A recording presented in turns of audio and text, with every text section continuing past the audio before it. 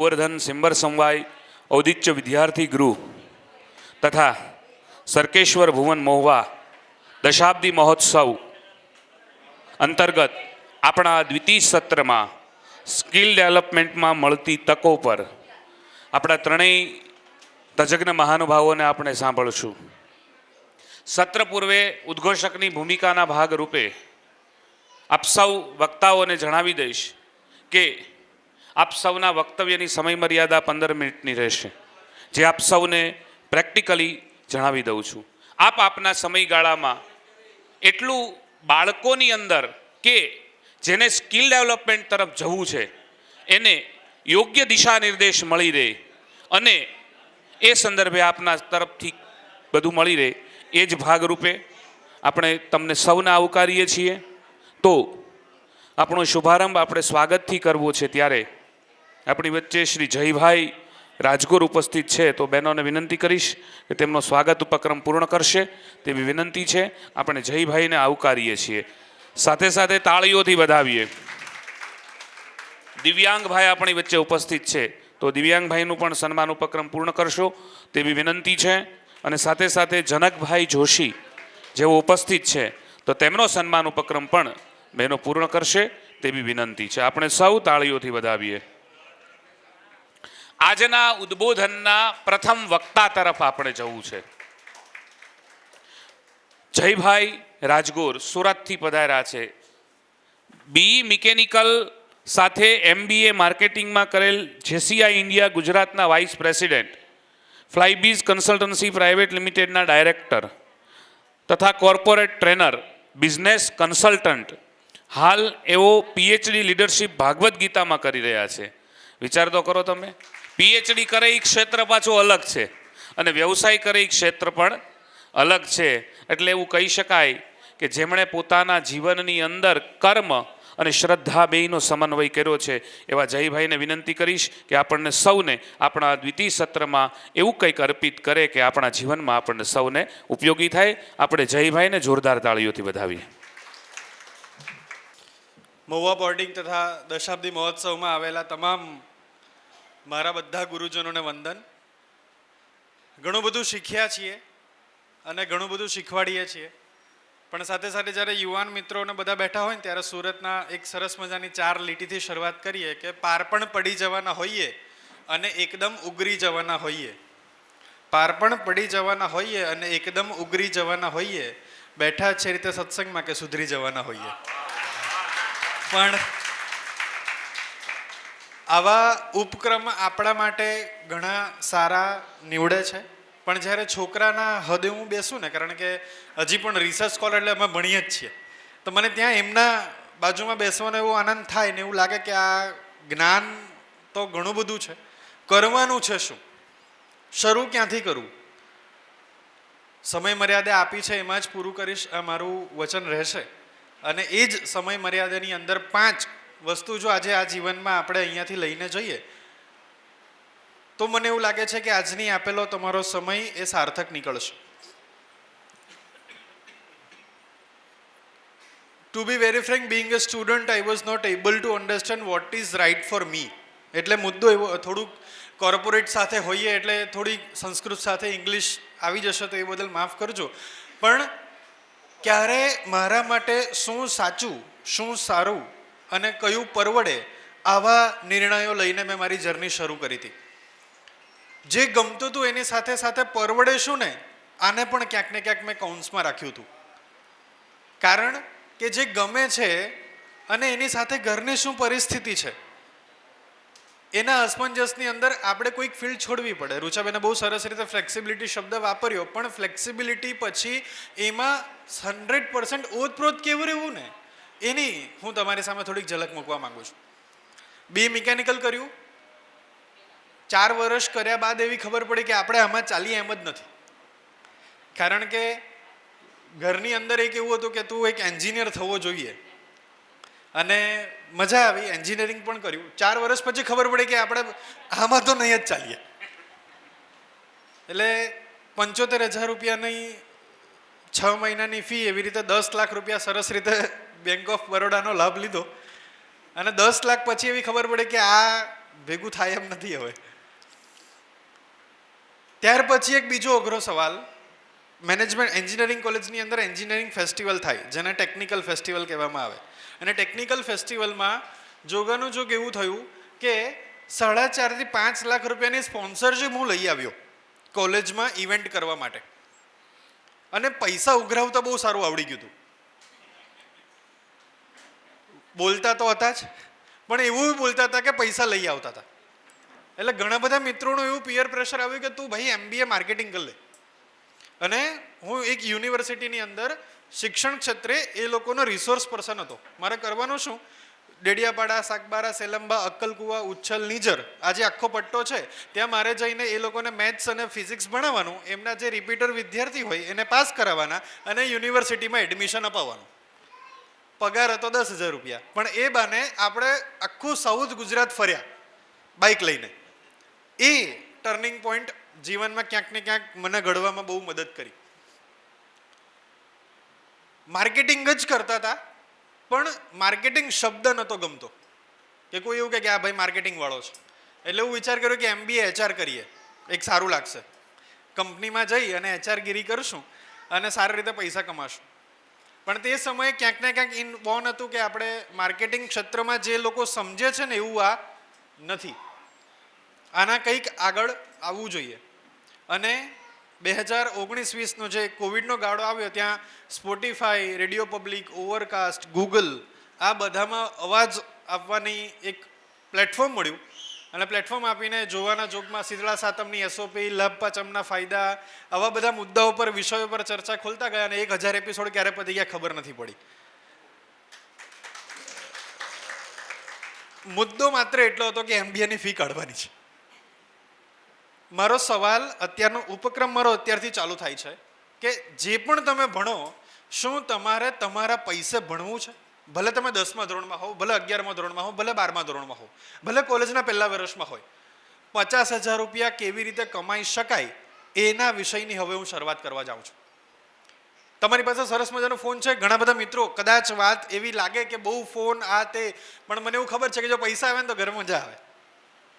અને તમને જો એક વખત 5,000 રૂપિયા કમાતા થશો ને, આપોઆપ જ્ઞાન ઉતરશે.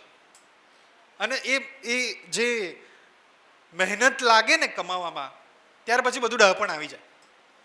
પહેલો મુદ્દો છે ઇન્ડિવિજ્યુઅલ ડેવલપમેન્ટ. પૂઠાની બહારનું વાંચવાની પણ તાકાત કેળવો. રાજેન્દ્રભાઈ જોશીનું બહુ સરસ મને વસ્તુ લાગ્યું કે જે ભણવામાં આવતું એ જ નતા વાંચતા, બાકીના બધા ચોપડા વાંચતા હતા. એ જીવન જીવવાનું ગણિત છે. વ્યવહાર કરતા શીખ્યા, ખબર પડી કે આવી રીતે કંઈક નવું થાય. બધું જ ઓડ્સ વચ્ચે આપણો વાત કેવી રીતે મૂકવીને શીખ્યા. ઇન્ડિવિજ્યુઅલ ડેવલપમેન્ટ થાય.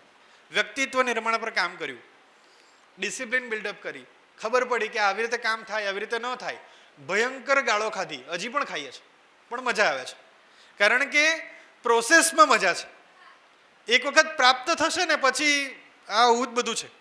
કોર્પોરેટ ટ્રેનિંગમાં અમે અઠવાડિયામાં 5-10 વખત બ્લેઝરમાં ફરીએ, પણ જે મજા પ્રોસેસમાં છે ને એવી મજા ક્યાંય નથી. આ વિશાલભાઈ સાથે છે, ઘણા બધા મિત્રો એક લેવલ પર આવવા માટે જે મહેનતની જે મજા હતી ને એ હજી પણ રોમાંચિત આપણને કરે. અને આ જ જીવનની મજા છે. હારી જવાય, થાકી જવાય, કંટાળી જવાય, ન વિચારવાના વિચારો આવે, સાહેબ આ જ જીવન છે. આની જ મજા લો. Pressure is a privilege. Pressure is a privilege. Congratulations, તમે જીવો છો. જે થાય છે ને બધું સારું થાય છે. કેટલા સાહેબ, કેટલા ભગવાનના આપણા પર આશીર્વાદ. આપણને ક્યાં પુરુષ ક્યાં તો સ્ત્રી, બેમાંથી એક બનાવ્યા. ત્યાંથી શું શરૂઆત કરું? અને જે મિત્રને એ કેટેગરીમાં નથી એ પણ ખુશીથી જીવે છે. અને આપણે ક્યાંક બોજાની હેઠળ પૈસા કમાવાથી લઈને બધી વસ્તુઓમાં આપણે પ્રેશર ઊભા કર્યા. સાહેબ જન્મ લેતા પહેલા માના સ્તનમાં દૂધ આપી દીધું ભગવાને, એને જીવડાવવાની પડી છે. આપણને શાની બીક છે? કાકા, મામી, ફોઈ, ફુવા, ભાઈ, ભત્રીજા જન્મતા પહેલા સંબંધો આપી દીધા. આપણને કરતા ભગવાનને વધારે પડી છે. એટલે પહેલા જ સમયે આખું ચિતાર રેડી નહીં થાય. કારણ કે દરેક માતા પિતાઓમાં, જ્યારે હું કાઉન્સેલિંગમાં કોલેજને કાળમાં પણ હતો ત્યારે જોતો કે મારે મારા દીકરાને CA બનાવવો છે. અત્યારે આમ કરશે, આમ કરશે, આમ કરશે ને CA જશે. અરે મારા સાહેબ એનું અત્યારનું 10માનું રિઝલ્ટ તો આવવા દો, 12મું તો પાસ કરાવો, કોમર્સમાં નજીકની કોલેજમાં એડમિશન તો લેવા દો, પછી સીએની જર્ની છે ને. ફેસિનેટિંગ વર્ડ બહુ સરસ છે, પણ એના માટેનો માઇન્ડસેટ ક્યાંક ને ક્યાંક આપણે એઝ અ પેરેન્ટ અને એઝ અ સ્ટુડન્ટ બહુ નેચર ઓફ ડિમાન્ડિંગ થઈ જઈએ છે ક્યારેક. કાલ કરતાં આજ સુધારી, કાલે તમે જે હતા એના કરતાં આજ સુધાર્યા, that is called individual development. ત્યાર પછીનું બીજું સ્ટેપ છે, that is called management opportunities. આ જે આવા પ્રોગ્રામ્સ થાય છે, તમે આના સંચાલનમાં આવો.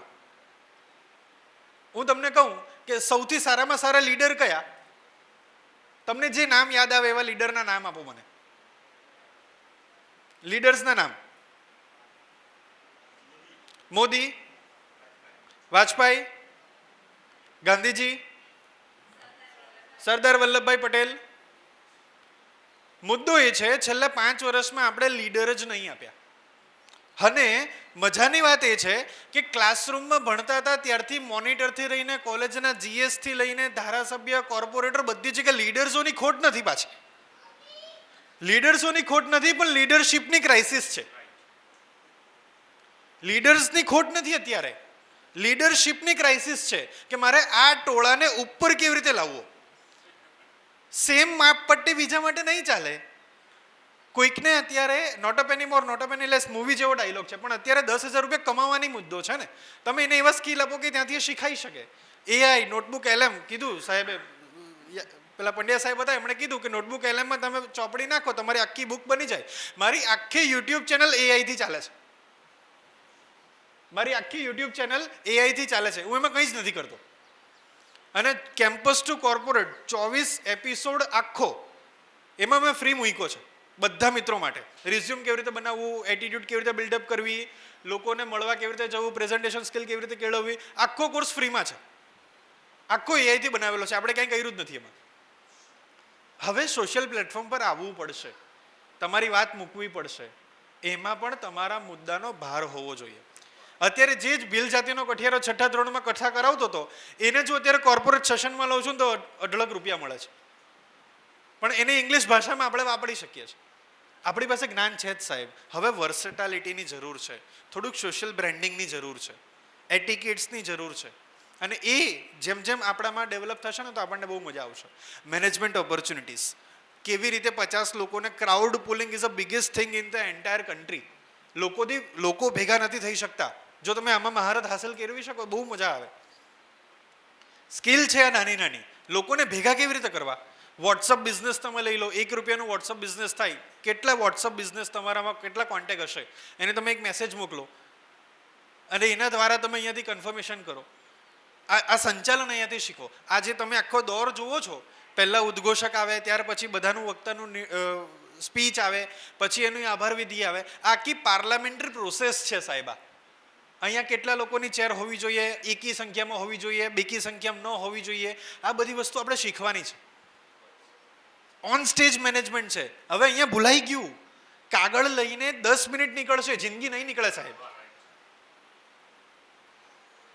કાગળ તમને રેફરન્સ આપી શકે, એના પ્રત્યે જીવાશે નહીં. Roberts rule of order, American army colonel હતા કે જેણે આ વસ્તુને કેળવી, વિધાઉટ કોન્ફ્લિક્ટ કેવી રીતે મીટિંગને ચલાવવાની. એક પણ મીટિંગની અંદર ઝઘડા ન થાય, આ એક બહુ અઘરો સવાલ છે. અને એનો નિર્ણય આવો ને એના કરતાં અઘરો સવાલ છે. તો વિધાઉટ કોન્ફ્લિક્ટ નિર્ણયો મીટિંગ કેવી રીતે કરવાની ને, આની આખી બુક છે, chairmanship and parliamentary procedure, which is written by retired army colonel અને રોબર્ટ્સ રૂલ ઓફ ઓર્ડર, જે 60 જેટલા ડેમોક્રેટિક દેશોની અંદર એની પાર્લામેન્ટરી પ્રોસેસ એડોપ્ટ કરવામાં આવી છે. આપણી રાજ્યસભા એ રીતે ચાલે છે. આ આપણે શીખીએ. Management opportunities. ત્યાર પછી ત્રીજો મુદ્દો છે કમ્યુનિટી ડેવલપમેન્ટ. પહેલાં થોડા 50,000 1 લાખ કમાઈ જાઓ. જ્યાં સુધી કમાતા નથી ત્યાં સુધી બધું જ્ઞાન જ છે. 10 જગ્યાએ મળવા જાઓ, રજનીગંધાના પડીકાથી લઈને ચીક્કીથી લઈને આપણા ઘરમાં ઘણું બધું છે. સિમ્પલ આપણે પૂજાપાનો સામાન પણ મહિને 150-200 રૂપિયા વેચતાની તાકાત કેળવણી આપણામાં આવી ગઈ ને, જિંદગીમાં આપણે બધું કરી શકશું. હું આ ન કરું, આ ટેગ કાઢી નાખીએ. એઆઈ છે, શીખો કરીને એક ઓફિશિયલ એપ છે, 149 રૂપિયાનું રિચાર્જ મળે, એમાં તમારે કરી લો. તમને જે એઆઈ શીખવું હોય ને તમને એમાં શીખવાડે. ચેટ જીપીટીમાં જાઓ, ચેટ જીપીટીમાં છે, જેમિનાઈ છે, ત્યાં જઈને એવું લખો કે મારે ઇંગ્લિશ ભાષા પર સારું પ્રભુત્વ મેળવવું છે, મને બેટરમેન્ટ માટે શીખવાડો, તમને શીખવાડે છે. ક્યાંય પણ અટકો ને. અમે આવો કોલેજની અંદર સાહેબ એક વિદ્યાદીપમાં હું હતો ત્યારે મેં 5000 છોકરાઓને લઈને આ એક એક્ટિવિટી મૂકી હતી. મારી યુનિવર્સિટીનો એક પણ વિદ્યાર્થી ભલે એ ભણતો હોય ભાઈને 25,000 રૂપિયા મિનિમમ કમાતો હોવો જોઈએ. બહુ સક્સેસફુલી પ્રોજેક્ટ રન થયો, ધંધો સ્થાપિત થયો અને અત્યારે એ લોકો પોતાનું એન્ટરપ્રિન્યોરશિપનું સેલ ચલાવે છે. નોકરી એક સરસ મજાનો વ્યવસાય છે, ત્યાં જશું, પણ જો તમારી અંદર આવી કોઈ સ્કિલ છે તો તમે પોતાનું એન્ટરપ્રાઇઝ ઊભું કરી શકો છો. મતલબ આપણું કામ તો થઈ જ શકે છે એમાં સારું. Community development. સુરતની અંદર 10,000 સ્ત્રીઓને અમે મેમોગ્રાફી અને પેપ સ્મિયરના ટેસ્ટ ફ્રીમાં કરી આપવા માટેનું એક ચળવળ પકડી હતી. સર્વાઇકલ કેન્સરના નામે દર 7મી મિનિટે એક સ્ત્રી મરે છે. તો આપણે એના માટે શું કરી શકીએ? બિઝનેસ વ્યવસાય લક્ષી તો હતા કે લોકો સાથે વાત કરવી છે, લોકો સાથે બિઝનેસની ચર્ચા કરવી છે, પણ આમ એક પ્લેટફોર્મ પર તો એ નહીં કરે મારી સાથે.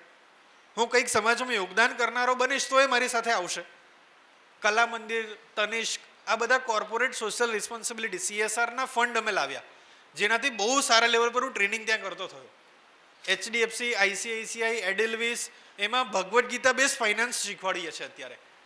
અને એ હું તમને એ કહી દઉં, ઘરનો મેળો છે, શ્લોક એક જ છે, શાંતાકારમ ભુજગશયનમ. જો કે ભાગવતનો શ્લોક નથી, ગીતાનો શ્લોક નથી, પણ હું શાંતાકારમ ભુજગશયનમથી આખું ફાઇનાન્સ એ લોકોને શીખવાડું છું. આ આપણે બધા કરી શકીએ છીએ અને એમાં ક્યાંય નવી વસ્તુ નથી. ખાલી આપણા જ્ઞાનને અત્યારના સમય સાથે રિલેટ કરવાનું છે. અને એવું જરૂરી નથી સાહેબ તમે જ્યારે 3 વર્ષ બાદ ભણીને બહાર નીકળશો ને ત્યારે પાછું કંઈક નવું આવી ગયું હશે. હવે ભણતર રિલેવન્ટ નથી, અખતરો રિલેવન્ટ છે. આવડત આવે અનુભવથી, અનુભવ આવે આત્મવિશ્વાસથી, આત્મવિશ્વાસ આવે અખતરા કરવાથી. અખતરા કરો સાહેબ, બહુ મજા આવશે. એટલે જીવનને માણો. સવારે સાંજે સુવો સાધુરીમાં એક વસ્તુ એવી નવી થયું છે કે અરે વાહ, today I did something good. Community development. ત્યાર પછી છે બિઝનેસ. બિઝનેસને વધારો, બિઝનેસને સમજો. સામેવાળો વ્યક્તિ ક્યાંથી કમાય છે આ કેળવણી આપણે કેળવવી પડશે. હવે માત્ર એવું નથી કે કોમર્સ ભણ્યા છે તો જ આ મારો સબ્જેક્ટ આવે. આપણને ખબર હોવી જોઈએ કે આ માણસ ક્યાંથી કેવી રીતે કમાઈ શકે છે. જો તમને એવા રિસોર્સ ભેગા કરતા આવડી ગયા તો તમે તમારી સેકન્ડ આવક ઊભી કરી શકો છો. ત્યાર પછી છે ઇન્ટરનેશનલિઝમ. આપણે ખાલી માત્ર મહુવા, પાલિતાણા, ભાવનગર જિલ્લા પૂરતું સીમિત નથી રહેવાનું સાહેબ. આપણે વિશ્વ ફલક પર આપણને લોકો ઓળખે ને આવું કરવાનું છે. ફેસબુક છે, લિંક્ડઇન છે, ઇન્સ્ટાગ્રામ છે, તમારી પ્રતિભાને એની અંદર મૂકી અને ઇન્ટરનેશનલ કન્ટ્રીની અંદર લક્ઝમબર્ગ છે, US, UK, કેનેડા, જર્મની, આની અંદર તમે તમારા મિત્રો ગોતો. જર્મનીના સાહેબ એમના 2-4 મિત્રો છે, એમની સાથે વાત કરીએ. થોડું ઇન્ટરનેશનલ ટોન આપણામાં આવશે. આ 5 વસ્તુ આવશે ને તો આપોઆપ તમારા કેરિયરમાં જ્યારે જે સેટ થવાનું છે ને થઈ જશે. Don't worry. You need to design your life. If you will not design, it will design by default. Don't worry. ભગવાનને બધું જ ખબર છે કોને ક્યાં કેવી રીતે કઈ રીતે સેટ કરવાના છે. પ્રોસેસની મજા લો સાહેબ. શું મેં મારું કામ 100% કર્યું? If answer is yes, my job is done. આજે મારે અહીંયા આવવાનું હતું, હું આવ્યો. મારે જે વેચવાનું હતું વેચ્યું, મને મજા આવી, ઓકે, આઈ એમ ડન. હવેનું કામ ઠાકર લેખા લેશે. હરી હળવે હળવે હંકારે મારું ગાડું ભરેલ ભારે, હરી ચાહે તો પાર ઉતારે. પણ મુદ્દો શું છે ખબર? હરી ગાડી ચલાવે ને આપણે કન્ફ્યુઝ થાય કે હરી જરાક મેકડોનલ્ડ્સમાં લ્યો નહીં. એટલે હરી કન્ફ્યુઝ થાય કે આ કે એમ હલાવવાનું મારે કે મારે મારી મરજીથી હલાવવાનું. છેલ્લે મારે સમય અહીંયા પત્યો છે પણ 4 લીટી કહીને મારી વાત અહીંયાથી પૂરી કરીશ કે રાખ ભરોસો ખુદ પર, શાને શોધે છે ફરિશ્તાને. રાખ ભરોસો ખુદ પર, શાને શોધે છે ફરિશ્તાને. સમંદરના પંખી પાસે ક્યાં હોય છે નકશાઓ, તોય શોધી લે છે ને રસ્તાઓ. Thank you so much. જય હિન્દ. Over to. પણ આટલું મોટું કામ કરી રહ્યા છે એ તો આપણને આજ ખબર પડી ને. એટલે આ આખા કાર્યક્રમને તાળીઓથી વધાવો, કારણ કે આપણને આજ જયભાઈ ખરેખર એમણે જે વાત કરી કે આપણે કઈ રીતે ડેવલપ થવું જોઈએ, બહુ સરસ મજાની વાત કરી. હાવ આપણી ભાષામાં કહું ને આઈની તો કુંડાળામાંથી બહાર નીકળવાની જરૂર છે. સમજવા જેવી વસ્તુ છે. આપણે કંઈક બહાર નીકળીએ, નિખાલસ મનનો નિખાર અલગ હોય, પ્રેમ દુનિયાનો વ્યવહાર અલગ હોય, જીભ તો આપી હવને પણ આ જયભાઈ જેવું બોલવાનો કોઈકનો અંદાજ અલગ હોય. એકવાર જોરદાર તાળીઓથી આપણે એને વધાવીએ છીએ. આગળના ઉપક્રમમાં દિવ્યાંગભાઈ જોશી આપણી વચ્ચે બરોડાથી ઉપસ્થિત છે. તો જેઓ BCom, MBA, finance, UGC NET, PhD કરેલું છે. હાલમાં એઓ ચીફ ફાઇનાન્સ ઓફિસર તથા પ્રોફેસર તરીકે Parul University of Management and રિસર્ચમાં MBAમાં સેવા આપી રહ્યા છે. તેમની ટીચિંગ ક્ષેત્રે 15 વર્ષનો બહોળો અનુભવ છે. તેમણે 14 રિસર્ચ પેપરો પ્રેઝન્ટ અને પ્રકાશિત કર્યા છે. ખૂબ કાર્યાન્વિત વ્યક્તિ છે. તેમણે ઘણા સેમિનાર તથા વર્કશોપમાં ભાગ લીધો. ફાઇનાન્સ અને કેપિટલ માર્કેટમાં સમજવા જેવું છે. ફાઇનાન્સ અને કેપિટલ માર્કેટમાં ઘણું નોલેજ ધરાવે છે. તેમને પારુલ યુનિવર્સિટી દ્વારા, આપણે જ્ઞાતિએ પણ ગૌરવ લેવું જોઈએ, તેમને પારુલ યુનિવર્સિટી દ્વારા બેસ્ટ ફેકલ્ટી તરીકે સન્માનિત કર્યા છે. એકવાર આપણે દિવ્યાંગભાઈને તાળીઓથી વધાવીએ અને એમને વિનંતી કરીએ કે આપણને સૌને કંઈક આગળનો દિશા નિર્દેશ કરે. દરેક જ્ઞાતિજનને મારા નમસ્કાર. જય શ્રી કૃષ્ણ. શરૂઆત સરસ્વતી વંદનાથી કરી. અમે જ્યારે બોલાયા હતા અમને એવું હતું કે બાહુબલી જેવા છીએ અમે લોકો, પણ ખબર નહોતી આગળ ધુરંધર આવીને ગયા. એટલે બાહુબલીને તો ધુરંધરે પછાડી માર્યા છે. પાછું બીજું ચેલેન્જિંગ એવું છે કે આના પછી જમવાનું છે. ત્રીજું એવું કીધું કે વંદના સરસ્વતી કરી અને મને કીધું છે તારે સ્કિલ ડેવલપમેન્ટ ઉપર બોલવાનું, ત્યાં આવશે વાત પૈસાની. એટલે તો પહેલું એક શરૂઆત આપણે એવું કરીએ કે સરસ્વતી વગર લક્ષ્મી ટકવી અઘરી એવું આપણે માનીએ છીએ. બીજું એવું માનીએ છીએ કે બહુ લક્ષ્મી સારી નહીં. એ આપણી એક પેલું સબકોન્શિયસ માઇન્ડમાં નાખેલું છે. કોઈ બહુ પૈસાવાળો ને જોઈએ ને આ નહીં તો આની પેઢી ભોગવશે, એટલે પણ શું લેવા ભોગવે. અહીંયા કોઈ પણ એવું છે જેના દીકરી કે દીકરાને કોઈ ગરીબના ઘરમાં આપશે. બધાને પૈસાવાળા જોઈએ છે. તો ફાઇનલી પૈસો તો છે જ. એટલે હું ફાઇનાન્સવાળો છું. પૈસાની રીતે વાત કરીશ, પૈસાની વાત કરીશ. ટાઈમ ઇઝ મની તો આપણે 15 મિનિટ પહેલાં ખતમ કરી દઈશું. સ્કિલ ડેવલપમેન્ટ પર મને આપ્યું કે ભાઈ તમે ઓપોર્ચ્યુનિટી ઇન સ્કિલ ડેવલપમેન્ટ. હવે આની પહેલાં બી મેં એક અહીંયા કોન્ફરન્સમાં એટલે વાત કરી હતી. તો ફરી એક વાર્તા કહું કે L&T બહુ મોટી કંપની, એમાં રિફાઇનરીનું કામ ચાલે. આખો પ્લાન્ટ નકરી પાઇપ્સ, આખા પ્લાન્ટમાં તમે જાઓ ને પાઇપ્સ કે કશું દેખાય જ નહીં. હવે ક્રિસમસનો ટાઈમ, 25 ડિસેમ્બર, પ્લાન્ટ બંધ થઈ ગયો. MNC કંપની, કોન્ટ્રાક્ટવાળા બધા ક્રિશ્ચિયન, ક્રિસમસ યર ફોલો કરે. 25 ડિસેમ્બરથી 1 જાન્યુઆરી સુધી કોઈ તમને મળે નહીં. પ્લાન્ટ બંધ રાખવો પોસાય નહીં. એટલે કે હવે પ્લાન્ટ આપણે ચાલુ કરવો હોય તો શું કરીએ? કારણ કે બહાર જાહેરાત આપો અને પ્લમ્બરને બોલાવીએ અથવા કોઈ ટેકનિશિયનને બોલાવીએ. એટલે પછી ટેકનિશિયને જાહેરાત આપી, ટેકનિશિયનો આવે અને એનો પ્રોડક્શન ઇન્ચાર્જ ખાલી એક જ વસ્તુ પૂછે કે ભાઈ તું આના કેટલા પૈસા લઈશ? એટલે કોઈ કે 2000, કોઈ કે 5000, કોઈ કે 1 લાખ, કોઈ કે 10 લાખ, કોઈ કે 20 લાખ. ખાલી ભાવ પૂછે ને કાઢી મૂકે, બીજી કશી વાત જ નહીં કરવાની. એટલે બધા કન્ફ્યુઝ થઈ ગયા કે આ સાહેબને પ્લાન ચાલુ કરવો છે કે નહીં. એ સારું, કારણ કે કોઈ લેતા તો છે નહીં. પછી એક ભાઈને એક આવ્યા, એક્સપિરિયન્સ માણસ હતા. તા કે બોલ ભાઈ શું તારે, તું ફીસ કેટલી લઈશ?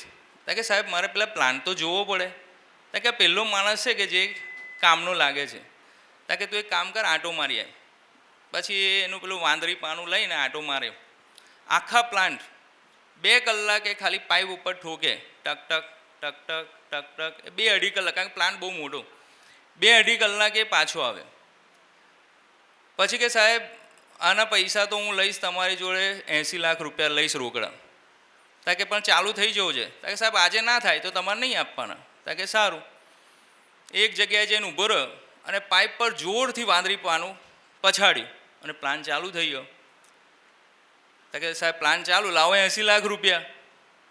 તાકે સાલા કે તું ખાલી એક વાંદરી પાનું પછાડવાને 80 લાખ માગે છે. તાકે સાહેબ વાંદરી પાનું પછાડવાને 80 લાખ નથી, ક્યાં પછાડવું ને એના 80 લાખ. એટલે હવે જે જમાનો છે એ સ્કિલનો છે. અહીંયા બધા એઆઈ વાપરતા હશે અને તમે એ પણ ઓબ્ઝર્વ કર્યું હશે ધારો કે તમે ઘરમાં વાત કરો ને કે આપણે ગાડી લેવી છે તો તમે જ્યારે ફેસબુક કે યુટ્યુબ ફેરવશો ને ગાડીની જાહેરાત ચાલુ થઈ જાય. તમે એસીની વાત કરશો એસીની જાહેરાત આવી જાય. એટલે આપણે એવું ના સમજો કે આપણે પ્રાઇવસી ચાલે છે. અત્યારમાં આપણે જે કંઈ બોલીએ છીએ ને એ બધું સાંભળે છે અને રાત પડે ડેટા અપલોડ બી થાય છે. તમારા ઘરે જો સ્માર્ટ ટીવી હોય, જો તમે એવું બોલતા હોય મારા ઘરે છે, હે ગૂગલ સ્ટાર્ટ યુટ્યુબ, એટલે ટીવી ચાલુ થઈ જાય, યુટ્યુબ ચેનલ ચાલુ થાય. તો જો એ એટલું સાંભળતું હોય તો તમે ઘરમાં શું વાત કરો છો નહીં સાંભળતું હોય. અને આના ઉપર જ આવનારી સ્કિલ છે. એટલે હું સ્કિલને 2 ભાગમાં વેચીશ. એક છે સોફ્ટ સ્કિલ. સોફ્ટ સ્કિલ એટલે જ્યાં ડિગ્રીની જરૂર છે. હવે એક પ્રશ્ન એવો બી આવે કે ડિગ્રી ના હોય તો ચાલે, પણ ઇનિશિયલ એન્ટ્રી થવા માટે એક પાસ જોઈએ. એ પાસ છે ને એ ડિગ્રી છે. હમણાં હું આ ફાઇનાન્સ મેનેજ કરું છું, લેબર કોન્ટ્રાક્ટ બી કરું છું. મિનિમમ વેજ રેટ પ્રમાણે અમારે ત્યાં જે ટોયલેટ ક્લીનર સાફ કરે એને 600 રૂપિયા પર ડે આપવા પડે. 30 દિવસ કરો એટલે તમારે 6 તરીને 18, બરાબર, 18,000 પછી પ્લસ જીએસટી આપો, સર્વિસ ચાર્જ આપો એટલે 25,000 એક માણસના પડે. એટલે મારો પ્રશ્ન એવો થયો કે હું મારા છોકરાની સ્કૂલ પાછળ, છોકરીની સ્કૂલ પાછળ વર્ષે 1 લાખ રૂપિયા બગાડું, મહિને 24,000 પ્લસ એના આવવા જવાનું ભાડું, ભણવાનું, યુનિફોર્મ, આ બધા ખર્ચો કરો, એ બી 10, 12 અને ગ્રેજ્યુએટ, પોસ્ટ ગ્રેજ્યુએટ અને હવે પીએચડી. આટલું ભણાયા પછી બી MBA થયેલી ફર્સ્ટ જોબ 18-20,000ની મળતી નથી. સાહેબને ખબર છે, બરાબર. તો એવું થાય કે સાલું આટલા પૈસા ખર્ચીને જો 20,000 ના મળે તો એની કરતાં નાનપણથી ખેત મજૂરી, કડિયા કામવાળો દિવસે 1,000 રૂપિયા લે છે. પૈસા બી બચે અને પૈસા વહેલા કમાવાના ચાલુ થાય. પ્રશ્ન એ છે એક્સેપ્ટન્સ નથી. એટલે ડિગ્રી એક એન્ટ્રી ગેટ છે, પણ પછી એમાં એટલે તમને છે ને દરવાજો ખોલી આપશે, પણ પછી એમાં ગ્રોથ કરવા માટે સ્કિલ જરૂર પડશે. ધારો કે આર્ટિફિશિયલ ઇન્ટેલિજન્સ, જે ચેટ જીપીટી, હમણાં બધા જ આ છોકરાઓ બેઠા છે જેટલા એ લોકો વાપરતા જ હશે.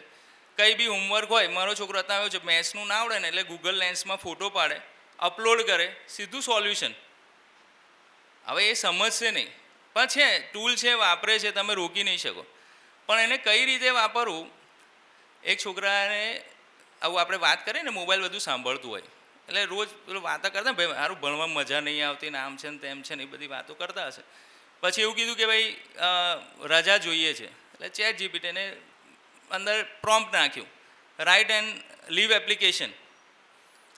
જે આવ્યું પ્રિન્ટ કાઢી સાહેબને આપી દીધું. પછી સાહેબે બીજે દિવસે બોલાવીને માર્યો, અલાઉ નથી, આ તો ખાલી વાત છે. એટલે તને ખબર છે તે શું લખ્યું? તો કે ના. ક્યાંથી લઈ આવતા? કે ચેટ જીપીટી. હવે અંદર શું લખ્યું હતું ખબર છે? કે આ સાહેબ બરાબર ભણાવતા નથી, મને ખૂબ માનસિક ત્રાસ થાય છે, હું આ સહન નથી કરી શકતો, એટલા માટે મારે રજા જોઈએ છે. કારણ કે એને જે કંઈ બોલ્યો તે બધું સાંભળીને એને એપ્લિકેશન લાગી. એટલે એઆઈ ટૂલ એવું છે કે વાંદરાના હાથમાં તલવાર. કઈ રીતે વાપરવી, શું વાપરવું. હમણાં એક લાઈવ એક્ઝામ્પલ આપું. અમારે રિક્રુટમેન્ટ કરવાનું હતું અકાઉન્ટનું. અમારા સાહેબે કીધું કે ભાઈ તમારે કાલ સુધીમાં સ્કેડ્યુલ કરો. અમારી જોડે 80 રિઝ્યુમે પડ્યા હતા. હવે HR ટીમને કામ આપ્યું કે ભાઈ તમે અમને શોર્ટલિસ્ટ કરી એક્સેલમાં એન્ટ્રી કરીને આપો, કેન્ડિડેટનું નામ, ક્યાંનો છે, એનો કરંટ પગાર કેટલો છે અને એક્સપિરિયન્સ કેટલો છે. સાહેબ 80 રિઝ્યુમે એટલે અમારે તો આખો દિવસ જતો રહે, અમે તમને કાલ સુધી ના આપીએ. અમે સર્ચ કર્યું, 80 રિઝ્યુમની એક ફાઇલ બનાવી, ઝીપ ફાઇલ, ચેટ જીપીટીમાં અપલોડ કરી, પ્રોમ્પ્ટ નાખ્યું. તમે માનશો નહીં, 4.5 મિનિટમાં મારી જોડે આખી એક્સેલ રેડી 80 રિઝ્યુમેની. જે કામ કરતા માણસને 8 કલાક ઓછા પડતા હતા એ મેં 4.5 મિનિટમાં કામ પતાવ્યું.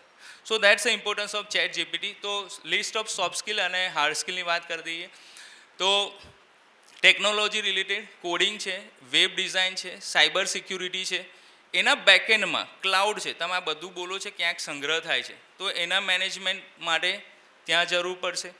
જે BBA, MBA, BCom કરી રહ્યા છે તો એ લોકો માટે સોફ્ટ સ્કિલમાં આવશે financial analysis, data analytics, excel, એમાં એડવાન્સ એક્સેલ જેમાં આપણે પીવોટ ટેબલ જઈએ છીએ, મેક્રોઝ જઈએ છીએ. તો તો આ એડવાન્સ સ્કિલ જે તમને કરિયર બનાવવા, ધારો કે અત્યારે ગવર્મેન્ટ પ્રમોટ કરે છે કે ભાઈ નાના ઉદ્યોગોને પ્રમોશન આપો, હવે એ લોકોને બેંકમાં લોન માટે એપ્લાય કરવા પ્રોજેક્ટ રિપોર્ટ લખવો પડે. તો પ્રોજેક્ટ રિપોર્ટ બનાવવા માટે તમારે ફાઇનાન્શિયલ એનાલિસિસ કરવી પડે. પહેલાં એવું હતું કે બધું લખો, ટેબલ બનાવો, 5 વર્ષના તમારે હિસાબ બતાવવો પડે, 15 વર્ષના 10 વર્ષના પ્રોજેક્શન આપો, પછી તમને લોન આપે. જેના માટે મહિનો અઠવાડિયું થતું હતું, એક્સપર્ટ હોય તો અઠવાડિયું 4 દિવસ લે. અત્યારે ખાલી એક્સેલ અપલોડ કરો તમે, 5 મિનિટમાં તમારું એનાલિસિસ સાથે બહાર. તો ફાઇનાન્શિયલ એનાલિસની એક સારું ઓપોર્ચ્યુનિટી છે. લેંગ્વેજ શીખો, પાયથોન છે, જાવા છે, એને સપોર્ટમાં નોટબુક, LM ને બધા છે, એડવાન્સ ગ્રુપ કરીને પણ છે. તો આ બધા સોફ્ટ સ્કિલ થઈ. આવું હાર્ડ સ્કિલ ઉપર આ પણ બહુ જરૂરી છે. ધારો કે એવું નથી કે બધા જ ભણશે, ધારો કે કારણ કે 5 વસ્તુની જરૂર છે સારા સક્સેસફુલ કરિયર માટે. એક છે કોમ્પિટન્સ, આ બહુ મહત્ત્વનું છે. આપણે કહીએ ને બધું જ બનાવી, પેલું 3 Idiotમાં છે ને, ટ્યુબ કાઢીને કહે છે લે હવે પાછી નાખી આપ. અમુક વસ્તુ નથી થતી, આપણે સ્વીકારવી રહી. જો બધા બધું થતા તો બધા નરેન્દ્ર મોદી હોત, બધા આ બાજુ હોત, બધા બોલવાવાળા હોત, કોઈ સાંભળવાવાળા જ ના હોત. બરાબર? એટલે પહેલી છે કોમ્પિટન્સ. પહેલાં પોતાની સક્ષમતા ચકાસો કે ભાઈ મારી કોમ્પિટન્સી કેટલી છે, કેપેબિલિટી. બીજું છે કોન્ફિડન્સ, આત્મવિશ્વાસ. પછી છે ક્લેરિટી, કેટલું ક્લિયર છે. 4th one is a commitment. Commitment means આ કરવું છે તો કરવું છે, પછી બીજું કશું નહીં દેખવાનું. તમારું રિઝલ્ટ આવે પછી તમે જે કરવું એ કરો, પણ એક ટાર્ગેટ મૂકો, 8 કલાક 4 કલાક આ રિવિઝન કરવું છે. ChatGPT મારા ફ્રેન્ડે ના સન હમણાં જ એને 12થમાં એના 99% આવ્યા. આખો સિલેબસ તમે અપલોડ કરો, તમારું ખાલી કન્ટેન્ટ આખું મસ્ત સ્કેડ્યુલ બનાવીને આપી દેશે કે ભાઈ સાયન્સ છે, એમાં ચેપ્ટર નંબર 1 3 ઓપ્શન, સ્કૂલમાં કમ્પ્લીટ થઈ ગયું, યસ. ટ્યુશનમાં કમ્પ્લીટ થયું, યસ. સેલ્ફ સ્ટડી થઈ ગઈ, યસ. આખો ચાર્ટ બનાવીને આપે 1.5 મહિનામાં. જો એના સ્કેડ્યુલ પ્રમાણે તમે ચાલો ને તો આખું વર્ષ ભણવાની જરૂર જ નહીં. અને એને એ જ કર્યું અને સારા પર્સન્ટાઇલ આવે. એટલે how to use that. Okay, so hard skill પર આવી જઈએ. તો જે નથી ભણતા અથવા તો કોમ્પિટન્સ નથી કે ભાઈ કોઈ બી રીઝન, તો પ્લમ્બર ખોટું નથી. પ્લમ્બર અત્યારે ઘરે આવે ને એટલે 1500-2000 વગર પાછો નહીં જાય, બધાનો અનુભવ હશે. Electrician, AC repairing. હવે હાર્ડવર્ક કરવાવાળા કોઈ મળતા નથી. ખાવા બનાવતાનો શોખ હોય તો કૂક, કેરટેકર. ચાઇના પછી જાપાન અને ત્રીજા આપણે, જેમાં સૌથી વધારે ઉંમરલાયક પોપ્યુલેશન આપણે ત્યાં આવશે. હવે એને સાચવવા માટે, કારણ કે ઘરે તો ભેગા રહેતા જ નથી, તમને બધાને આપણને ખબર છે. એટલે ઘરડા માણસને સાચવવા માટે કેરટેકરનો એક સારો એક ઓપ્શન છે, જે ફિઝિકલ વર્ક છે પણ પૈસા એમાં ઘણા છે. લોકો સામેથી શોધતા આવે છે. ઘરે પ્રસંગ હોય ને, 4 માણસ આવે ને તો કે ઘરે બનાવો, હું નહીં બનાવું. પછી માસીને શોધો કે માસી 4 જણાનું બનાવવાનું છે, એ પૂછશે કેટલી રોટલી, કેટલા જણ, આવું પૂછીને પછી તમને પ્રાઇઝ આવે. Okay, so cook, plumber, repairing, AC, electric item કોઈ બી લઈ લો. અત્યારમાં તમે મોબાઈલ રિપેરિંગ, આમાં જનરલી અમારા સેન્ટ્રલ ગુજરાતમાં તમે જાઓ તો મુસ્લિમ કોમ્યુનિટીની એમાં હોલ્ડ છે, કારણ કે એ લોકો ફિઝિકલ વર્ક કરી લે છે. આપણે ગુજરાતી થોડા એમાં પાછા પડી, પણ એમાં ઘણા પૈસા છે. કડિયાકામ અથવા તો કન્સ્ટ્રક્શનનું તમે કહી શકો. અને લાસ્ટ, જે AI રિપ્લેસ નહીં કરી શકે. અત્યારે બધાને એક બીક છે કે ભાઈ AI રિપ્લેસ કરી શકે, તો એમાંનું એક છે કે મારું પ્રોફેશન, જયનું પ્રોફેશન કે વિશાલ મામાનું પ્રોફેશન કે ટીચર. વિડીયોથી જોઈને તમે શીખી શકશો પણ ગાઈડન્સ નહીં મળે. એ ટીચર ફિઝિકલ જ જોઈશે. કાઉન્સિલર, અત્યારે લોકો એટલા ડિપ્રેશનમાં છે, એક્ઝામ આવે ને તાવ ચડી જાય, આ ફોબિયા છે. ઘરેથી બહાર નીકળતા તાળું મારશે ને 4 વખત ખેંચીને જોવે કે તાળું બરાબર છે કે નહીં, એ ફોબિયા છે. ઘરેથી મહેમાન જાય અને તરત કચરો વાળી નાખે, ફોબિયા છે. વારે ઘડીએ હાથ ધોવા, એ ફોબિયા છે. કોઈએ તમારા ઘરે ખાવાનું ખાધું તરત વાસણ ધોઈ નાખવાના 4 વખત ધોવા, એ બી ફોબિયા છે. તો એવા બધા ઘણા બધા ફોબિયા છે. તો એના માટે કાઉન્સિલરની જરૂર છે. તો એ કાઉન્સિલર સાયકોલોજીસ્ટ બની શકે. મેરેજ અત્યારમાં ટકતા નથી, એટલે પ્રી મેરેજ પહેલાં મેરેજ કઈ રીતે ટકાવવા, ટૂંકમાં જે દાદા દાદી આપણામાં કામ કરતા હતા ને, એ કામ કરવાના બી રૂપિયા મળશે. તો આના માટે AI તમને કોઈ દિવસ રિપ્લેસ કરી શકશે નહીં. સો લાસ્ટ આઈ કન્ક્લુડ. પૈસા બચાયા, સો તમે મશીન પાસે ઇન્ટેલિજન્સ છે, પણ આપણે હ્યુમન છે. હ્યુમન પાસે છે, મશીન પાસે ક્યારેય નહીં હોય. એ છે પોતાની સમજ, લાગણી. ઓકે, જે કોઈ દિવસ મશીન રિપ્લેસ કરી શકશે નહીં. અસ્તુ, ઓલ ધ બેસ્ટ. દિવ્યાંગભાઈને આપણે ખૂબ ખૂબ અભિનંદન પાઠવીએ છીએ કે આપણને સૌને એ માટે એણે માર્ગદર્શન પૂરું પાડ્યું. હવે આપણી વચ્ચે શ્રી જનકભાઈ જોશી કે જેઓ ભાવનગરથી ઉપસ્થિત છે. શ્રી ડૉક્ટર જનકકુમાર જોશી એ ભાવનગરથી નિસર્ગોપચારમાં અનુસ્નાતક ડિપ્લોમા તેમજ મુંબઈ મહાવિદ્યાલય દ્વારા પ્રાણીશાસ્ત્રમાં માનદ ડિગ્રી ધરાવે છે. હાલ તેઓ વીડીટી એનઆઈના પ્રારંભ તથા વિકાસમાં કાર્યરત છે અને સતત ઉત્કૃષ્ટ બનવા પ્રયાસરત છે. આ ટેકનોલોજી અત્યંત આધુનિક બાયો ઇન્ફોર્મેટિક્સ આધારિત છે. જનીનશાસ્ત્ર, પ્રોટીનશાસ્ત્ર જેવી બધી જ શાખાઓના ગણિત આધારિત વિશ્લેષણ કરી અને વાઢકાપ રહિત, સર્જરી વગરનું રહિત સારવાર પદ્ધતિ છે અને 100% પરિણામદાયક પદ્ધતિ છે, જે લીવર અને કેન્સરના રોગોમાં અક્ષીર લાભદાયક છે. ટૂંકમાં આરોગ્ય ક્ષેત્ર સાથે જેઓ ખૂબ સારું નોલેજ ધરાવે છે અને જેઓ આપણને સૌને આગળનો સંવાદી ઉપક્રમ પૂર્ણ કરશે, તો શ્રી જનકભાઈને આપણે તાળીઓથી વધાવીએ. વડીલો, માતાઓ, બહેનો, અહીંયા સર્વ ઉપસ્થિત મહેમાનો અને મારી સાથેના વક્તાઓ, આજના દિવસે આપણે જે સેલિબ્રેશન માટે ભેગા થયા છીએ એના માટે ખાસ વાત કે મહુવા જ્ઞાતિ વિદ્યાર્થી ઉત્કર્ષ માટે જે પ્રવૃત્તિ કરી રહી છે એ સૌથી પહેલાં મહુવામાં જ બની રહી છે. એના માટે હું તમને બધાને તમારા પોતાનું સ્વાગત તમે આ બાબતે તાળી પાડીને કરો એવું ઈચ્છું છું.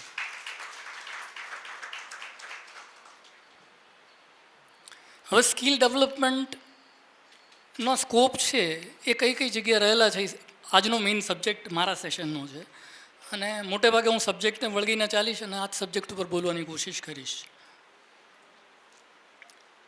યોગ કર્મેશુ કૌશલમ, એટલે કે કર્મની કુશળતા છે એ યોગ છે.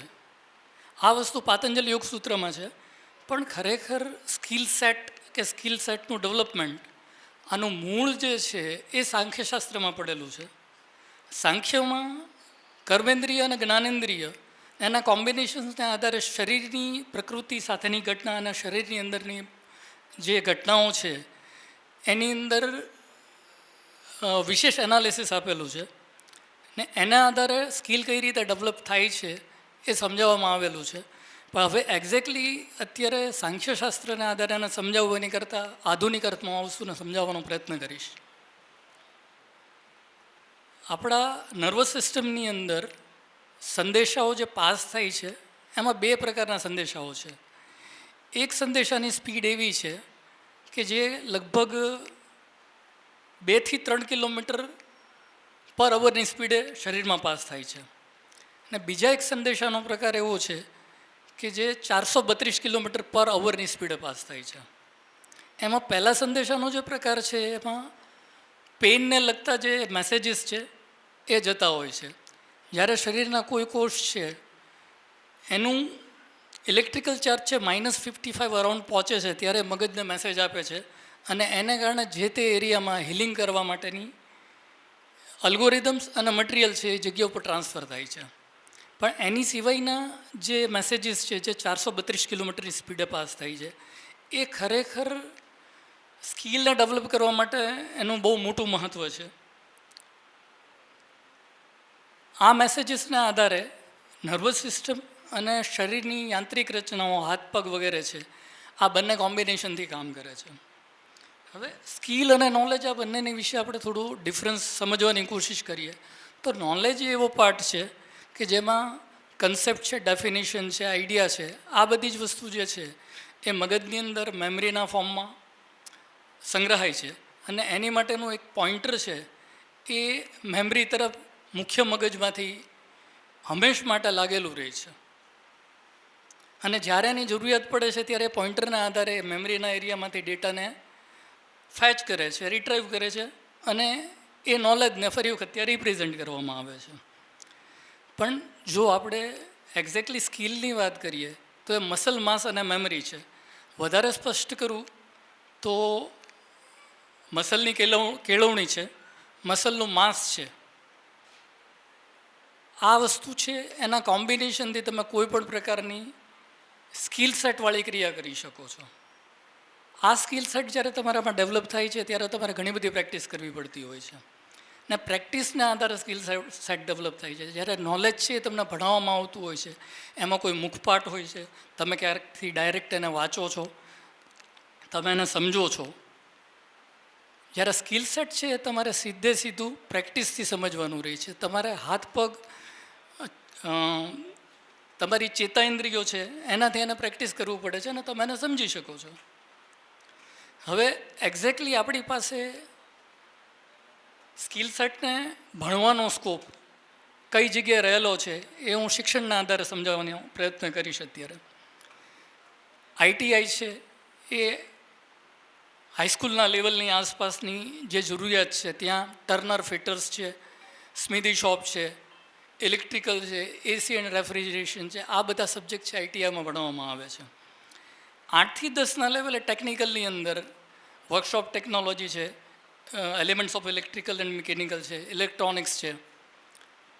વર્કશોપ ટેકનોલોજીની અંદર મિકેનિકલ છે, એમાં વિન્ડ સ્ક્રેપ છે, સિંગલ પરચેસ સ્ક્રેપ છે, પુલી બ્લોક્સ છે, મલ્ટિપલ પુલી બ્લોક્સ છે, સ્લોપ્સ છે. આ બધા યંત્રોનો ઉપયોગ કરીને તમે જીવન વ્યવહારને કઈ રીતે સરળ બનાવી શકો છો એ માટેનું નોલેજ આપવામાં આવે છે. આ પછીના સ્તર ઉપર ડિપ્લોમા લેવલે સ્કિલ છે એ શીખવાની આવે છે. હવે ડિપ્લોમા એક્ઝેક્ટલી ડિગ્રીનું એક એવું ફોર્મ છે કે જેમાં થિયરીમાં ઓછું જોવામાં આવે છે અને તમને સ્કિલ સેટનું ડેવલપમેન્ટ તમે વધારે કરી શકો એવો અભ્યાસક્રમનું ડિઝાઇન હોય છે. એની અંદર અલગ અલગ પ્રકારની એન્જિનિયરિંગ શાખા હોય છે. એના ઉપરાંત બહેનો માટે home science, beauty, apparel design, fashion designing, આ બધા સબ્જેક્ટ છે એ વોકેશનલ ટ્રેનિંગ સેન્ટરના લેવલે પણ અવેલેબલ છે અને ડિપ્લોમા લેવલે પણ અવેલેબલ છે. આ અત્યારે આપણે એજ્યુકેશનમાં જ્યાંથી સ્કિલને શીખી શકીએ છીએ એવા સ્કોપની વાત હતી. હવે આનાથી આગળના લેવલે એજ્યુકેશને તમને જે કંઈ શીખવાડ્યું છે એ વસ્તુનો તમે ઉપયોગ ક્યાં કરશો અને કેવી રીતે કરશો, તો ત્યાં સ્કિલ છે એની કરતાં થોડું હાયર લેવલે જવાનું બને છે. સ્કિલ છે એ જો તો વપરાશ નથી થતી તો એ કાટ થઈ જાય છે. સ્કિલ છે એ વપરાવી જરૂરી છે. જો નહીં વપરાય તો એ તમારી પ્રેક્ટિસના અભાવે સ્નાયુ છે એ કામ કરવાનું છોડી દેશે. હવે તમારી પાસે અત્યાર સુધીમાં જે નોલેજ આવ્યું હોય, જેના બેઝ ઉપર તમે સ્કિલ સેટ શીખ્યા છો, તમે એને પ્રેક્ટિસ કરી રહ્યા છો. આ જ વસ્તુના માટે ગવર્મેન્ટનું એક સેક્ટર છે જેને CED તરીકે ઓળખવામાં આવે છે, centre for entrepreneurship development. Entrepreneurship એટલે કે ઉદ્યોગ સાહસિકતા. આ વસ્તુનો ઉલ્લેખ કરવા અહીંયા એટલે જરૂરી છે કે બ્રાહ્મણો પાસે અત્યારના દિવસે લગભગ કરવા માટે કાંઈ જ નથી વધ્યું. રાજેશભાઈએ વાત કરી એવી રીતે કે 80% છે એ બ્રાહ્મણ સિવાયની ઇતર જ્ઞાતિ છે એજ્યુકેશનમાં છે અને 20% કદાચ બ્રાહ્મણો છે. અને આ જે આખો ચેન્જ આવ્યો છે એમાં એ જે શિક્ષક વર્ગ છે એ લોકોને ઓછામાં ઓછું કામ કેમ કરવું પડે એની ઉપર એ લોકો વધારે પ્લાનિંગ કરે છે અને પરિણામે શિક્ષણનું ક્ષેત્ર છે એ કથળતું જાય છે. અને આના ઉદાહરણ રૂપે હું એક વસ્તુ તમને કહેવા માગું છું. મારી વાઈફ 2008માં NCERTનો સિલેબસ 11-12 ફિઝિક્સનો, જેને CBSE, IB, IG આના લેવલના બનાવવા માટેનો પ્રયત્ન ચાલી રહ્યો હતો. ત્યારે ઘણા બધા શિક્ષકો છે એના તરફથી કેટલાક ફોન આવતા હતા કે અભ્યાસક્રમમાંથી કઈ વસ્તુ કાઢી નાખવી. આવી પરિસ્થિતિ ઉત્પન્ન થઈ છે. એમાં ખાસ કરીને કેટલાક પ્રશ્નો એવા હતા કે જે અધ્યાપકો કે શિક્ષકો છે એ ભણાવી શકે એવા નહોતા. તો એના કારણે એજ્યુકેશન છે એ પોતે નબળું પડતું જાય છે. આવી પરિસ્થિતિમાં એજ્યુકેશન તમે જાતે કેટલું ભણી શકો છો, સેલ્ફ લર્નિંગથી તમે કેટલા આગળ વધી શકો છો, એની ઉપર તમારે થોડો આધાર રાખવો જરૂરી છે. CED વિશે હું તમને જો વાત કરું તો CED એક એવું ઓર્ગેનાઇઝેશન છે કે અત્યારે ચાલતી અલગ અલગ પ્રકારની બધી MSME છે, વિવિધ પ્રકારના ગૃહ ઉદ્યોગો છે, સખી મંડળો છે, સ્ત્રીઓ માટેના સ્પેસિફિક ગૃહ ઉદ્યોગો છે. આ બધી વસ્તુમાં એ તમને લગભગ 1 મહિનાની ટ્રેનિંગ આપે છે. આ ટ્રેનિંગને આધારે તમને ERP, MRP, ઇન્વેન્ટરી, કોઈપણ નાના ઉદ્યોગોમાં કઈ રીતે કામ કરવું, એના આધારે ગવર્મેન્ટ આધારિત સ્કીમ છે એના આર્થિક ફાયદાઓ કઈ રીતે ઉઠાવવા, આ બધું જ તમને નોલેજ આપવામાં આવે છે. આ નોલેજ લઈને તમે માની લો કે કોઈ પ્રોજેક્ટ કરવા માગો છો, ટેકનિકલ પ્રોજેક્ટ છે, તો એની માટેની SWOT એનાલિસિસ અને પ્રોજેક્ટ રિક્વાયરમેન્ટની જે ડિટેલ પ્રોજેક્ટ રિપોર્ટ છે એ બનાવવામાં એ લોકો મદદ કરે છે. અને આ ડિટેલ પ્રોજેક્ટ રિપોર્ટ છે એ બેન્કિંગ પ્રોસેસ સાથે લિએઝનશીપ કરી અને તમને તમારા વ્યવસાય માટે લોન મળે, તમને GIDC જેવા એરિયામાંથી તમે કઈ રીતે સહાય લઈને જમીન મેળવી શકો છો, મશીનરીઝની તમારી રિક્વાયરમેન્ટ કેવી રીતે છે, એની ક્વોટેશન પ્રોસેસ છે, એની માટેની તમારી નોલેજની રિક્વાયરમેન્ટ છે, આ બધી જ વસ્તુને એ લોકો ફૂલફિલ કરે છે. અચ્છા, અત્યારે તમે સ્કિલ સેટ બેઝ જે કાંઈ ભણીને આવ્યા છો, પણ માની લ્યો કે તમે કોઈ એક નવી જ MSME કે ટેકનિકલ એન્જિનિયરિંગ બ્રાન્ચમાં કોઈ બિઝનેસ કરવા જાઓ છો, તો એના માટે ગવર્મેન્ટે જે તે ઇન્ડસ્ટ્રીયલ પોલિસી વિશે એમાં એક વ્યવસ્થા કરેલી છે કે એ વ્યવસ્થાના આધારે તમને વધારે ત્યાં ફર્ધર ટ્રેનિંગ છે એ આપવામાં આવે છે. અને એ ટ્રેનિંગ જે છે એ તમારી પર્ટિક્યુલર તમારું જે ફિલ્ડ છે એમાં તમે કઈ રીતે પ્રોડક્શન કરી શકો છો અને કઈ રીતે માર્કેટ કરી શકો છો અને તમારો બિઝનેસ તમે સારી રીતે કેવી રીતે કરી શકો છો એનું તમને એક વિશેષ નોલેજ આપવામાં આવે છે. હવે માની લો કે IT પોલિસીની તમે વાત કરો તો IT પોલિસીમાં આ ટાઈપના શોર્ટ ટર્મ કોર્સ માટે સ્કિલ ડેવલપમેન્ટનું જે આયોજન છે એની માટે પર હેડ પર સિલેબસ 50,000 રૂપિયા જે છે એ ઇન્ડસ્ટ્રીયલ પોલિસી તરફથી જે સ્કિલ સેન્ટર છે એને આપવામાં આવે છે. અને આ સ્કિલ સેન્ટરમાં તમે વધુ નોલેજ લઈને તમારી જે સ્પેસિફિક ઇન્ડસ્ટ્રી છે એની ઉપર તમે કામ તો કરી જ શકો છો. હવે આજના જમાના મુજબ કમ્પ્યુટરના ફિલ્ડમાં જે કાંઈ બની રહ્યું છે AI અને મશીન લર્નિંગ, એમાં AI છે એ કદાચ અત્યાર સુધીની મારી જિંદગીમાં સૌથી વધારે પાતળો પર મોટો એમાં અત્યાર સુધીમાં જોયેલો છે. એનું કારણ એવું છે કે જે OSI લેયર છે કમ્પ્યુટર સોફ્ટવેરમાં, એમાં એપ્લિકેશન લેયર અને પ્રેઝન્ટેશન લેયર ઉપર જે સોફ્ટવેર ડિઝાઇન થયા છે એ સોફ્ટવેર AI બેઝડ છે અને AI એજન્ટ બેઝ સોફ્ટવેર છે એ પણ એ લેવલ જ ડિઝાઇન થયેલા છે. લગભગ 68 અરાઉન્ડ AT&T બેલ લેબ્સ છે એ યુનિક્સ ઓપરેટિંગ સિસ્ટમ ડેવલપ કરી રહી હતી.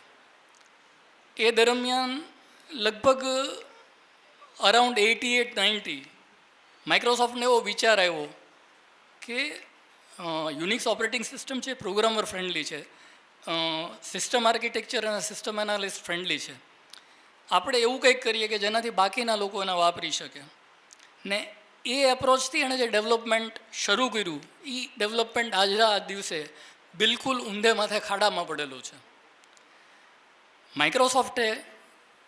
માઇક્રોસોફ્ટના પોતાના પેકેજીસ છે, વિન્ડોઝ ઓપરેટિંગ સિસ્ટમ છે, ઓફિસ સ્યુટ છે, એના સિવાય એક્સેસ, VB આ ટાઈપની બધી એપ્લિકેશન્સ છે એને ડેવલપ કરી.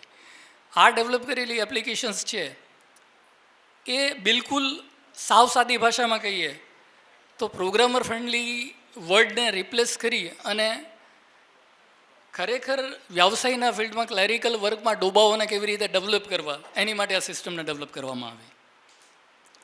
હવે આજની પરિસ્થિતિ એવી ઊભી થઈ છે કે આ જે ડોબાઓ ડેવલપ થયા એને રિપ્લેસ કરવા માટે આનાથી વધારે સારા ડોબાઓની જરૂરિયાત ઊભી થઈ. એટલે એ ડોબાઓને બનાવવા માટે AI એપ્લિકેશન છે એ માર્કેટમાં મૂકવામાં આવી છે. હવે આ બધી AI એપ્લિકેશન છે એની એન્ટરપ્રાઇઝ આર્કિટેક્ચર લેવલના કોઈ પણ સોફ્ટવેર છે એ ડેવલપ કરી શકે એવીની કોઈ સંભાવના નથી. એમાં ઓરેકલ જેવા સોફ્ટવેર આવે છે, SAP આવે છે, J2EE અને જાકાર્તા EE આર્કિટેક્ચર, જાવા બેઝડ લેંગ્વેજીસ છે, પાયથન છે, પર્લ છે, પ્રોટિયોમિક્સ અને જીનોમિક્સમાં આજના દિવસે જે બધી એપ્લિકેશન વપરાય છે આને ડેવલપ કરી શકે કે આને રિપ્લેસ કરી શકે એવી AIની કોઈ તાકાત નથી. હવે મશીન લર્નિંગની જો વાત કરીએ તો મશીન લર્નિંગમાં હાર્ડવેર કે સોફ્ટવેર છે એને કોઈ પણ કેટલા સ્ટેટ છે એ મશીનના હોઈ શકે છે.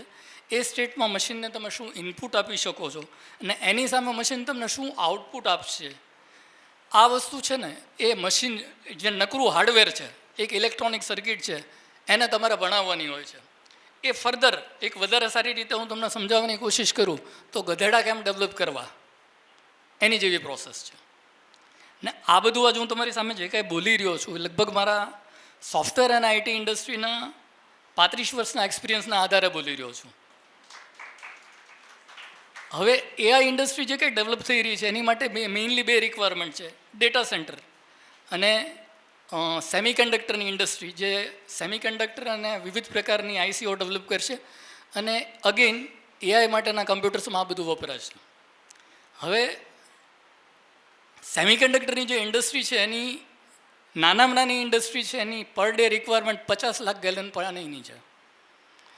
આ 50 લાખ ગેલન જે પાણી છે એમાંથી 65% પાણી જે છે ને એ સફાઈમાં વપરાવાનું છે અને બાકીનું પાણી છે એ અધર ફેસિલિટીઝ એઝ વેલ એઝ જે તે એન્વાયરમેન્ટ છે એની કુલિંગ રિક્વાયરમેન્ટમાં વપરાવાનું છે. ડેટા સેન્ટરની જે વાત છે એમાં લગભગ દરરોજનું 5 લાખ ગેલન પાણીની રિક્વાયરમેન્ટ છે ને એમાંથી મોટાભાગનું પાણી જે છે એ કુલિંગ રિક્વાયરમેન્ટ વાપરવાની છે. ને આ બધું કુલિંગ કરવા માટે અને આટલા મશીનો ચલાવવા માટે જે તોતિંગ ઇલેક્ટ્રિકલ રિક્વાયરમેન્ટ ઊભી થશે એને કદાચ શક્ય છે કે આવનારા સમયમાં ગવર્મેન્ટ ઇલેક્ટ્રિકલ ગ્રીડ છે એ હેન્ડલ ન કરી શકે. એટલે પાવર અને પાણીની બાબતમાં આ ઇન્ડસ્ટ્રીએ સ્વતંત્ર થવું જરૂરી રહેશે અને શક્ય બને છે કે આગળના 10 વર્ષ પછી આ ઇન્ડસ્ટ્રી અને એની ઇકોનોમી અને એની ઇકોસિસ્ટમ છે એ કદાચ પોતાના વજનથી કોલેપ્સ થઈ જાય. આ પરિસ્થિતિમાં હવે આ બધી જે આપણે મહેનત કરી રહ્યા છીએ, ગવર્મેન્ટ પણ મહેનત કરી રહી છે, એને હું સમજાવવાનો પ્રયત્ન કરું તો 1989માં જે કમ્પ્યુટર જેની કિંમત 55,000 રૂપિયા હતી એમાં 20 MBની હાર્ડ ડિસ્ક આવતી હતી. એક્સટર્નલ સ્ટોરેજ છે એની ફ્લોપી છે 1.2 MBની આવતી હતી. હવે એ જમાનાની હું તમને વાત કરું તો સ્ટેકર કરીને એક સોફ્ટવેર મારી પાસે આવ્યું હતું. એ સ્ટેકર કરીને સોફ્ટવેર છે એને તમે હાર્ડ ડિસ્ક છે એના સેક્ટર્સ છે એ અલોકેટ કરો એટલે તમને એ જગ્યા ડબલ કરીને આપે. અને એ વસ્તુ મેં મારા બધા જ મિત્રો છે એને ક્રેક કરીને આપી અને અમે એ વસ્તુને એ ટાઈમે સેલિબ્રેટ કરી. કારણ કે 20 MBની હાર્ડ ડિસ્ક આજના દિવસે મોબાઈલની પોતાની મેમરી છે એ જીબીમાં હોય છે. આ વસ્તુને વધારે આગળ સમજાવવાનો પ્રયત્ન કરું તો ડેટા સેન્ટરની રિક્વાયરમેન્ટ છે કે સેમિકન્ડક્ટરની જે રિક્વાયરમેન્ટ છે ને એ તમારા મોબાઈલમાં તમે એઆઈ એપ્લિકેશન્સ છે, એઆઈ એજન્ટ છે, યુટ્યુબ છે, અલગ અલગ પ્રકારની સોશિયલ મીડિયા એપ્લિકેશન છે, એની અંદરનો જે ડેટા છે એ ડેટાને સ્ટોર કરવા માટે આ તોતિંગ રિક્વાયરમેન્ટ છે એ વપરાવાની છે. હવે તમારે જ નક્કી કરવાનું છે કે તમે મોબાઈલની અંદર જે કોઈ એપ્લિકેશન વાપરી રહ્યા છો એ ખરેખર આટલા ખર્ચાને લાયક છે ખરી? આજે ગમે એટલો યુગ છે એ મોડર્ન થઈ જશે પણ ઇલેક્ટ્રોનિક સર્કિટ જે છે એનું આયુષ છે આજના દિવસે 3 વર્ષનું છે. કમ્પ્યુટર જેવી ઇલેક્ટ્રોનિક મશીનરી છે એની ઉપર તમે 3 વર્ષમાં એને 0 ગણવામાં આવે છે. એની ઉપર તમે લોન લેવા જાઓ તો ફાઇનાન્સ સેક્ટર આજના દિવસે તમને લોન નથી આપતું. પરિસ્થિતિ તો આવી છે. હવે સ્કિલ સેટને લઈને મારે તમને જે કંઈ કહેવું છે હું બને ત્યાં સુધી વસ્તુને શોર્ટમાં અને સબ્જેક્ટ જેટલો શોર્ટમાં હું સમજાવી શકું એવો મારો પ્રયત્ન છે. પણ આપણા બ્રાહ્મણોની પરિસ્થિતિ ઈસવીસન પૂર્વેના લગભગ 800 થી 900 વર્ષ દરમિયાન જે સ્ક્રિપ્ટ મેન્યુસ્ક્રિપ્ટો લખાણી છે એ ટાઈમે ઋષિમુનિઓ છે ને એ ધોતિયું જ પહેરતા, ઉપર એ ધોતિયું જ હોય અંગરખા તરીકે. એ ધોતિયામાં ક્યારેય ખીચાઓ નહોતા.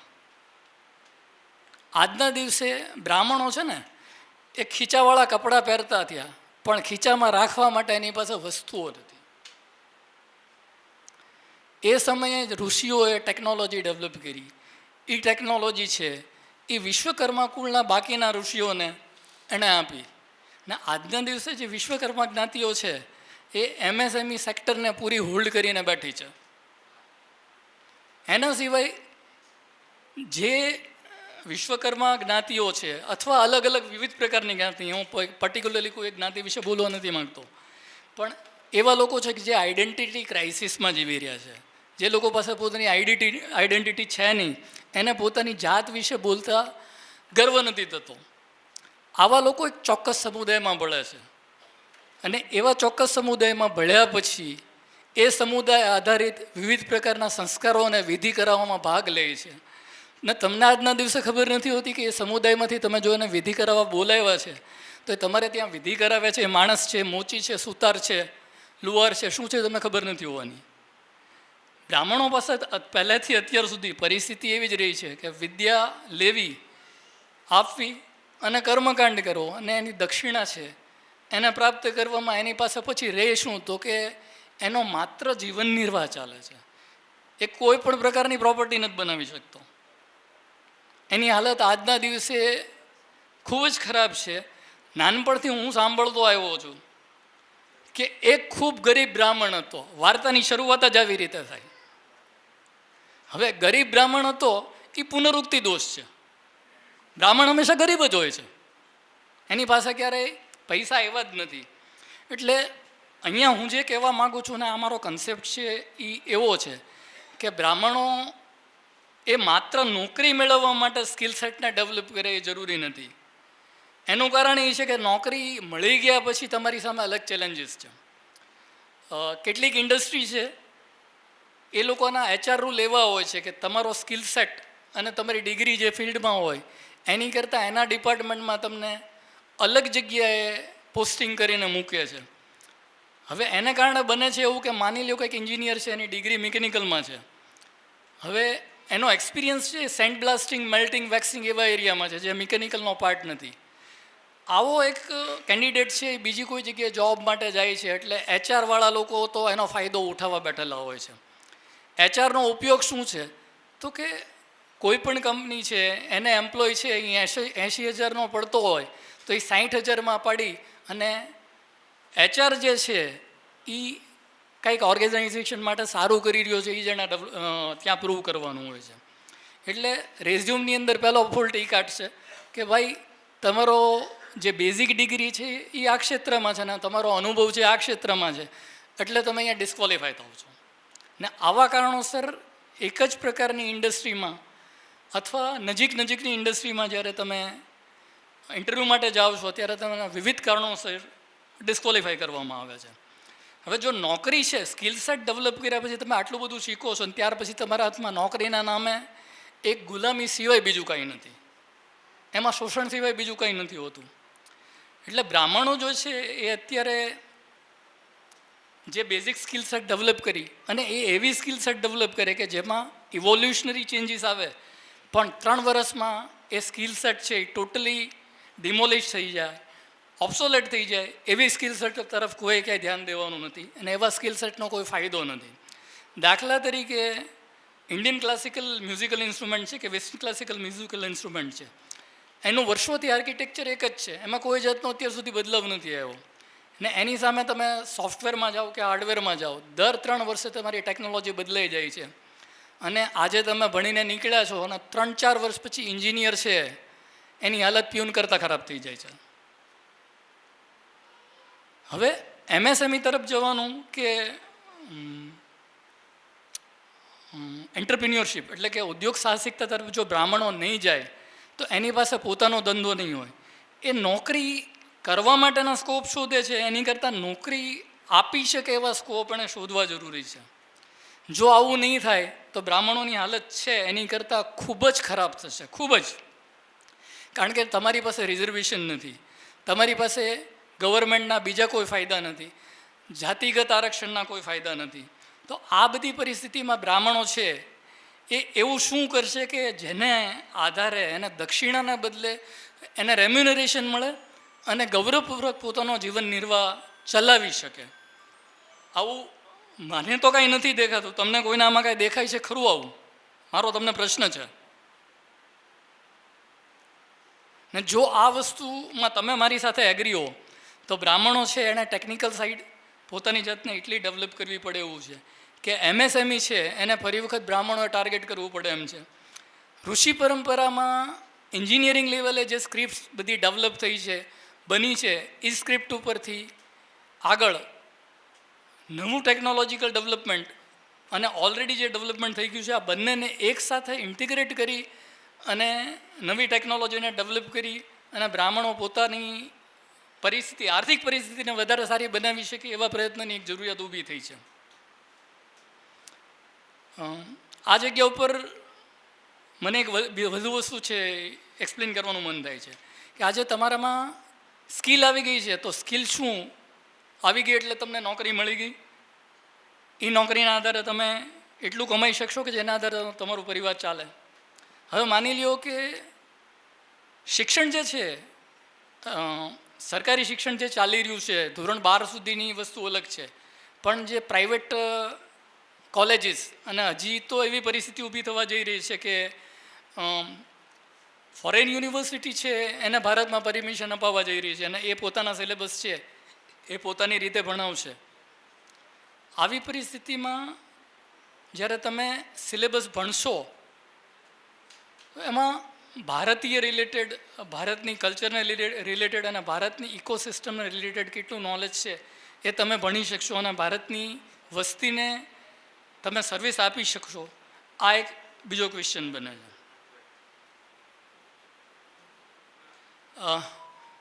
સમય પૂરો થયો છે, મારી પાસે ટોપિક છે, પણ ઓવરઓલ સમય જોતા આ વસ્તુને હું અહીંયા પૂર્ણ કરું છું. Thank you. દિવ્યાંગભાઈ સંસ્થાના ઉપપ્રમુખ શ્રી વિશાલભાઈ રાજગુરુને વિનંતી કરું કે ઝડપથી આવે અને ભાઈ શ્રી દિવ્યમભાઈનું મોમેન્ટો આપી અને સ્વાગત કરે.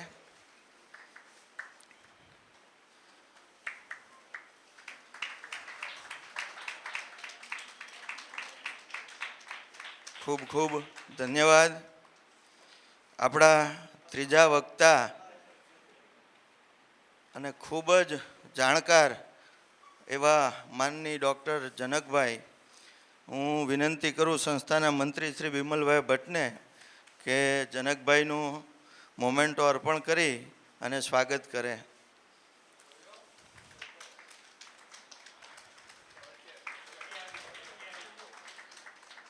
પ્રથમ સત્રમાં મોડું થયું હોવા છતાં બીજું સત્ર સમયસર શરૂ કરી અને સમયસર પૂરું કરવા બદલ આપણા સંચાલક શ્રી નિકુંજભાઈ પંડિતને પણ ખૂબ ખૂબ આભાર. અને હું વિનંતી કરું સંસ્થાના કારોબારી સભ્ય શ્રી યોગેશભાઈ જોશી વાયસ કે નિકુંજભાઈને મોમેન્ટો આપી અને સ્વાગત કરે. અહીંયા આપણું આજનું બીજું સત્ર પૂરું થાય છે. આપણે જમવા જઈશું. બપોર પછી 4 વાગે ખૂબ જ સરસ એવા વિષય સાથે આર્થિક સહાય અને એ અંગેનું સત્ર એક્ઝેક્ટ સમયે શરૂ થશે.